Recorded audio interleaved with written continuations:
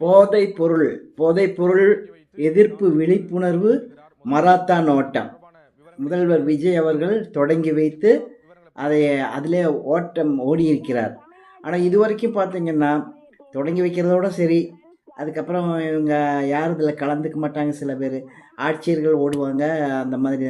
ஆனால் முதல்வரே வந்து மராத்தானில் வந்து ஓடியிருக்கார். அவங்க மாணவர்கள் கூட கலந்து ஓடியிருக்கார். இந்த போதை எதிர்ப்பு சர்வதேச போதை எதிர்ப்பு தினம். அதனால் இந்த மராத்தான் ஓட்டம் விழிப்புணர்வு ஏற்படுத்துவதற்காக அங்கங்கே மராத்தான் ஓட்டம் பண்ணுறாங்க. இன்னும் நிறைய விளம்பரமெல்லாம் பண்ணுறாங்க. அதெல்லாம் ஓகே தான். ஆனால் இது வந்து அந்த ஒரு நாளில் மட்டும் அப்படி இருக்கக்கூடாது. தொடர்ந்து இதுக்கான முயற்சிகள், தொடர்ந்து மராத்தான் ஓட்டம் மாதிரி அது விளம்பரங்கள் மாதிரி எதையாவது மாணவர்களுக்கு அதை செய்துகிட்டே இருக்கணும். அப்போ தான் அந்த உணர்வு, அந்த போதை எதிர்ப்பு உணர்வு அவங்களுக்குள்ளே இருந்துகிட்டே இருக்கும். அந்த போதை உணர்வை வந்து எதிர்ப்பில் வந்து அவங்களுக்கு தொடர்ந்து கொடுத்துட்டே இருக்கணும். அப்போ தான் அவங்க வந்து அதிலிருந்து மறந்து வேறு விளையாட்டுக்களில் ஆர்வத்தை ஏற்படுத்தி கொடுக்க முடியும். ரெண்டாவது, போதைப் பொருள் எதிர்ப்பு, அதை வந்து மராத்தான் ஓட்டம், அதெல்லாம் விழிப்புணர்வெல்லாம் ஓகே. இப்போது இதுவரைக்கும் இருக்கக்கூடிய இதுவரைக்கும் போதை ஏற்பட்டு அதில் சிக்கி சீரழிந்து இருக்கக்கூடிய மாணவர்களாகட்டும் அல்லது மற்றவர்களுக்காகட்டும் என்ன வழி?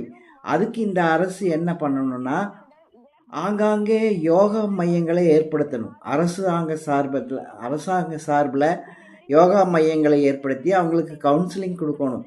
வெறும் விழிப்புணர்வு ஓட்டம் அது இதுன்னு சொல்லி பிரயோஜனம் கிடையாது. இது வந்து யோகா வந்து ரொம்ப முக்கியமாக எல்லா இடங்கள்லையும், எல்லா தலைநகர், எல்லா சிட்டிலையும் அந்த விழிப்புணர்வு மையத்தை ஏற்படுத்தணும். யோகா மையத்தை ஏற்படுத்தணும்.